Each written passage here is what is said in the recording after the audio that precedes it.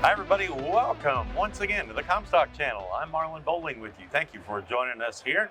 I am joined by Justin McKinney.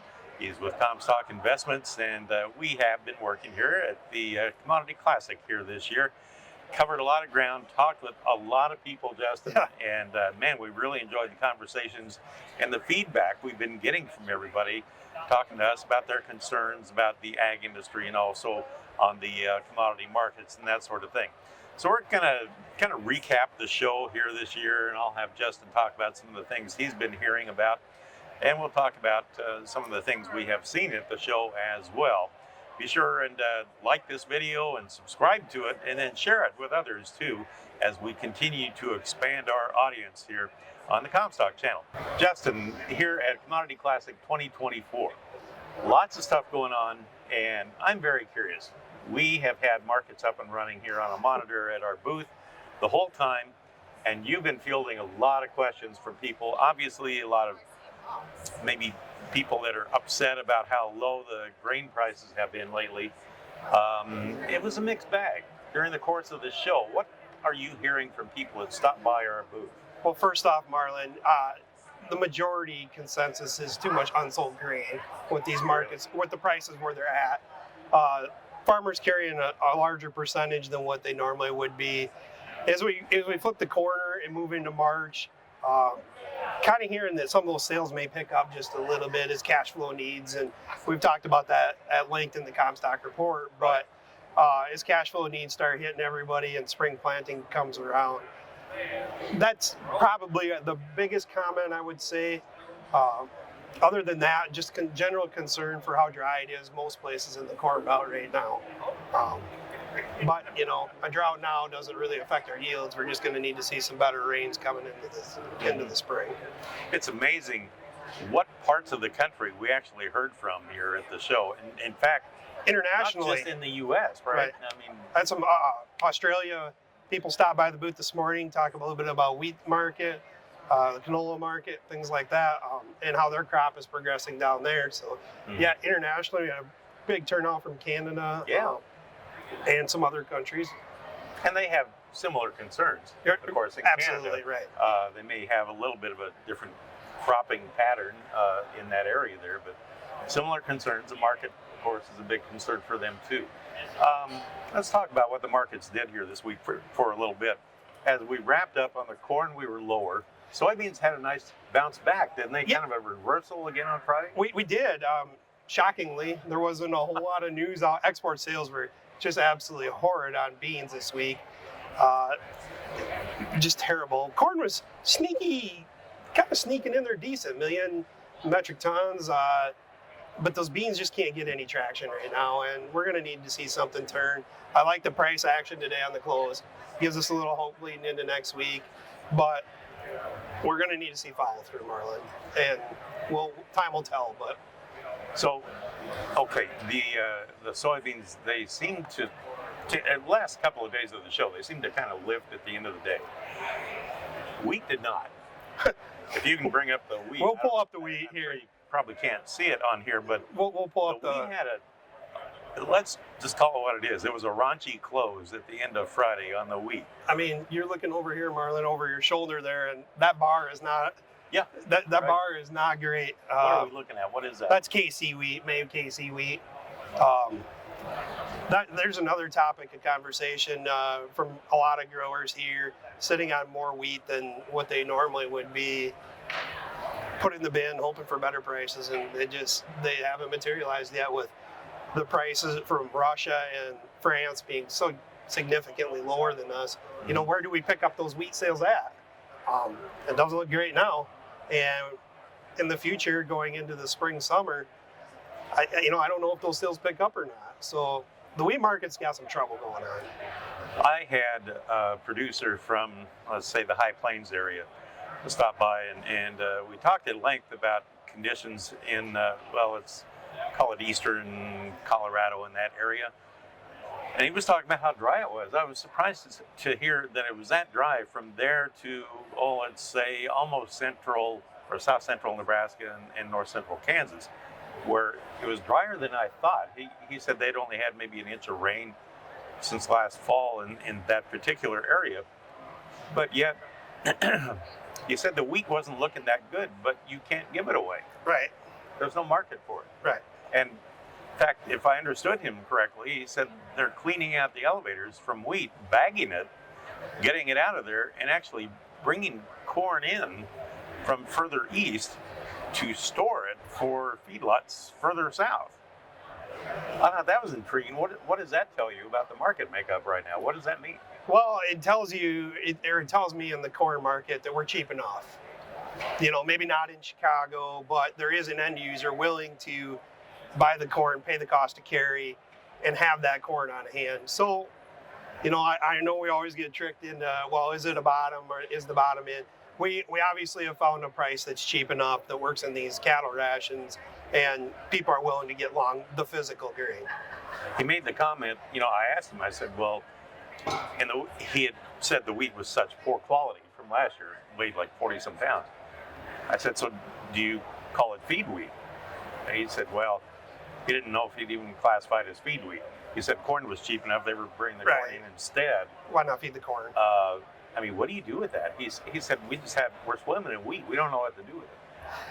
Yeah, I wish I had a use for it. I wish I had an answer for that. But ultimately, they'll probably blend it off in the export channel if we ever become competitive again. And that's going to take a while. We have to chew through that Russian wheat and the Ukrainian wheat, and hopefully sometime we'll turn that thing around.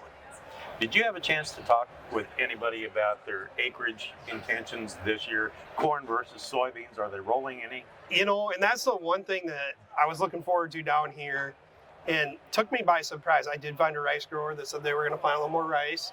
Really?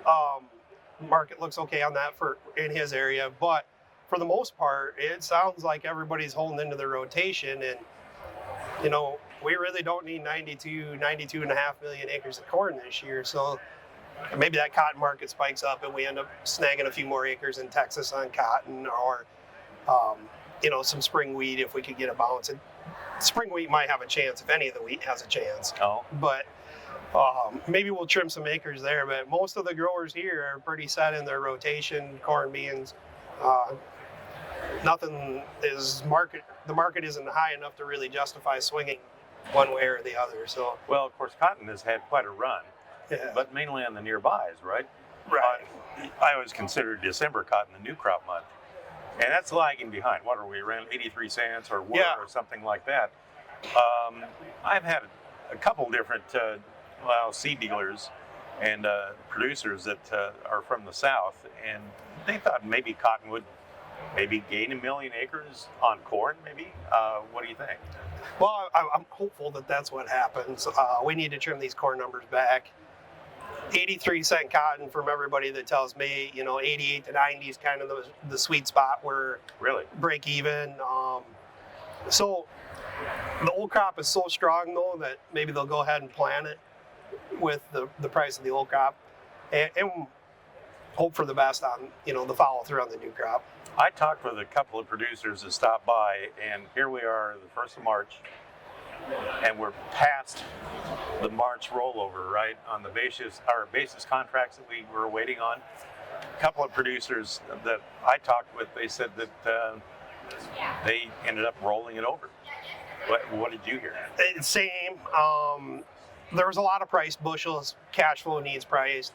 Some areas, if you took an advance, a lot of times they offer like a 70-80% advance on those basis contracts.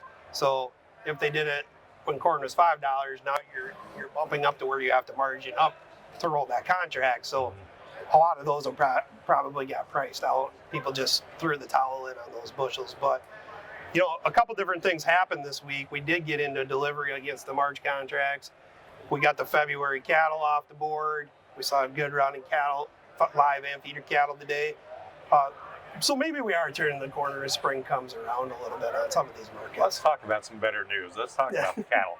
They did have quite a day. They did. Feeders, we can maybe look at the price here, but for a while I saw the feeders over $4 higher today, and I wondered what happened. Yeah, we closed $3.97 higher on the feeders.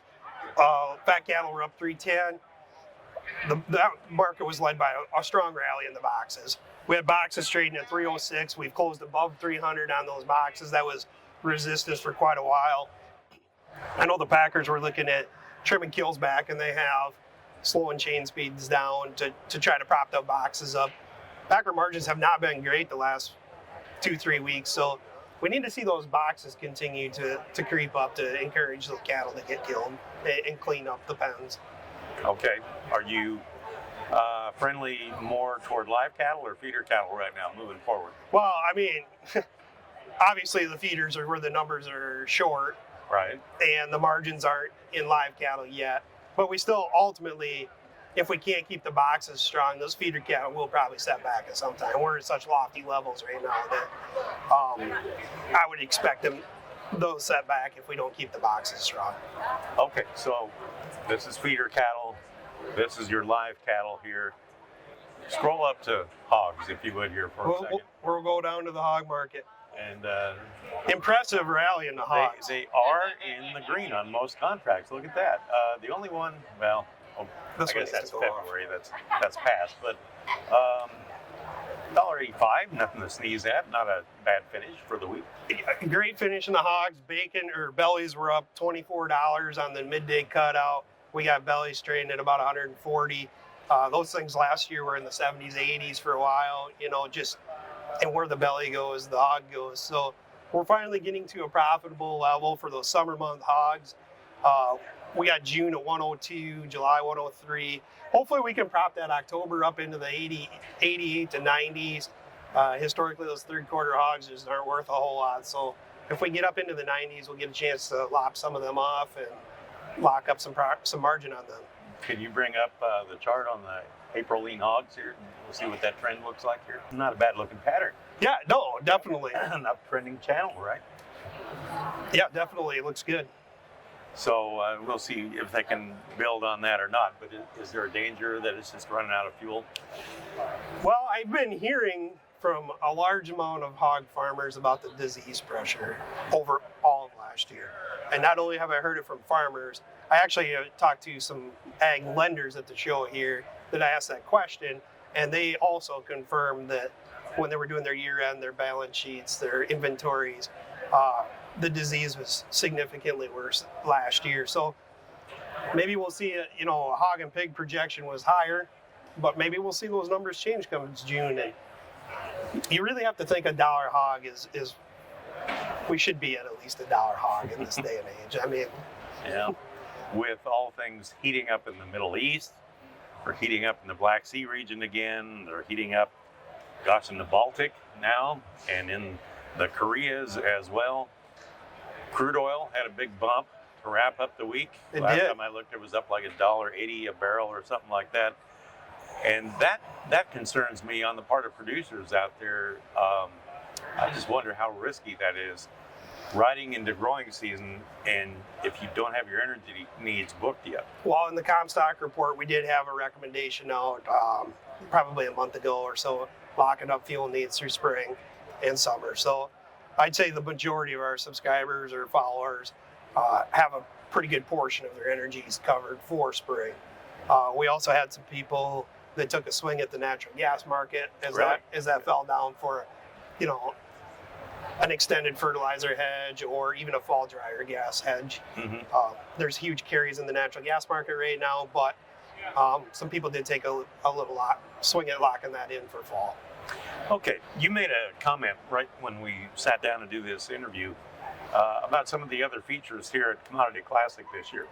Equipment, it's not getting any smaller, is it? No, it's just mind-blowing. I mean, it's not applicable for my operation, but man, if you wanted to drop a couple $1,000,000, you could do it in a big hurry downstairs.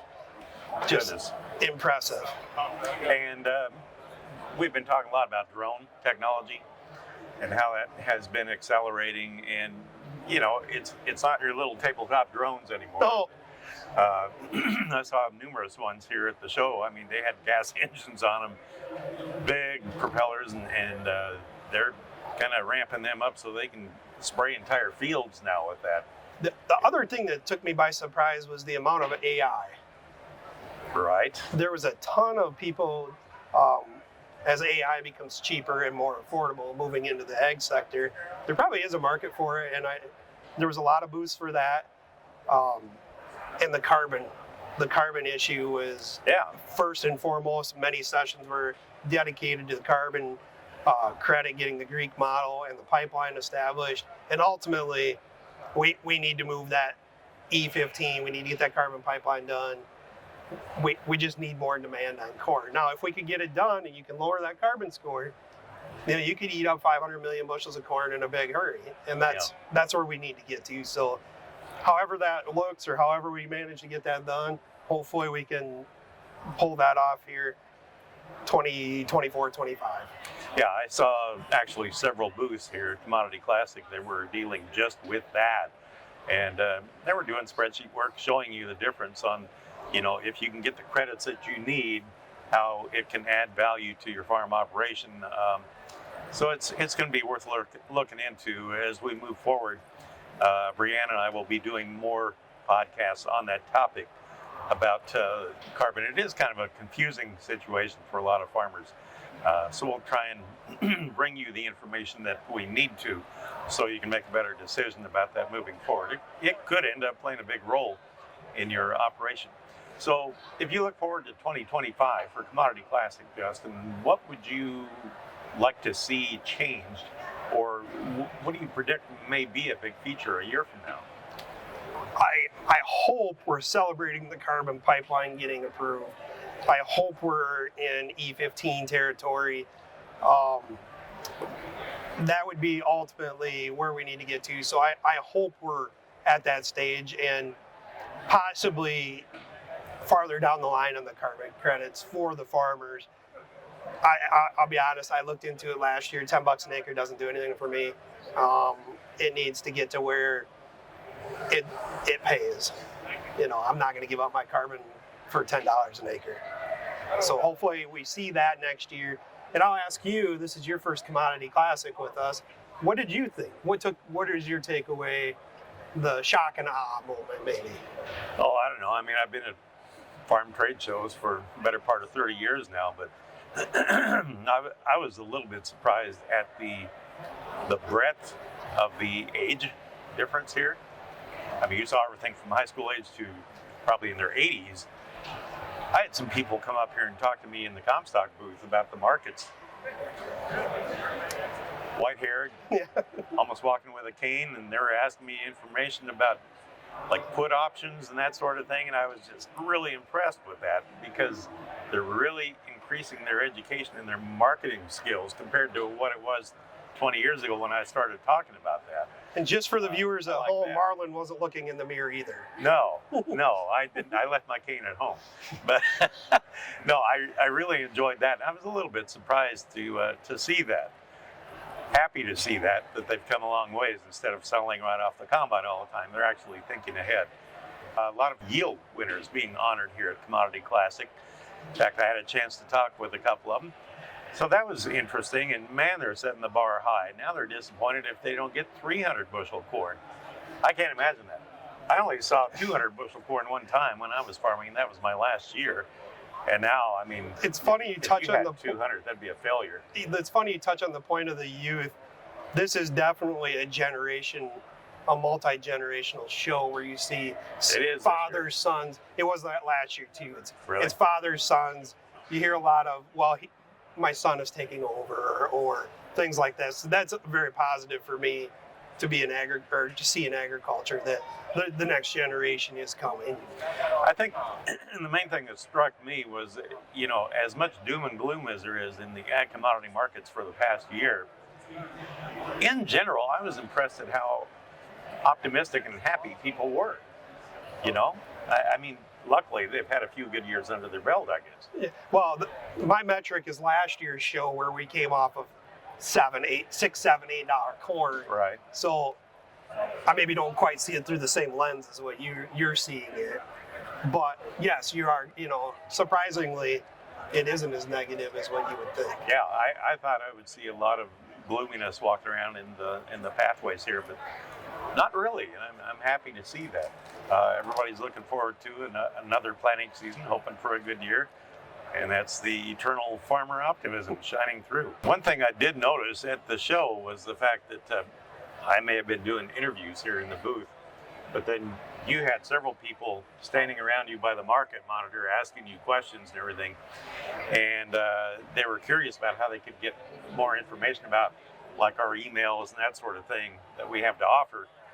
And I know you couldn't even get to everybody here at the booth. We did have a registration here for the people that could get in there, but if somebody's out there viewing and they couldn't make it to the show or something, can they take part in like a trial or Oh, something absolutely. Like Get in How touch. do they do it? Just give us a call at the office. We'll get you signed up for the 30-day trial, see if you like it, and we can go from there. Well, that would be awesome. Well, Justin, it's been great to work with you. It's been fun.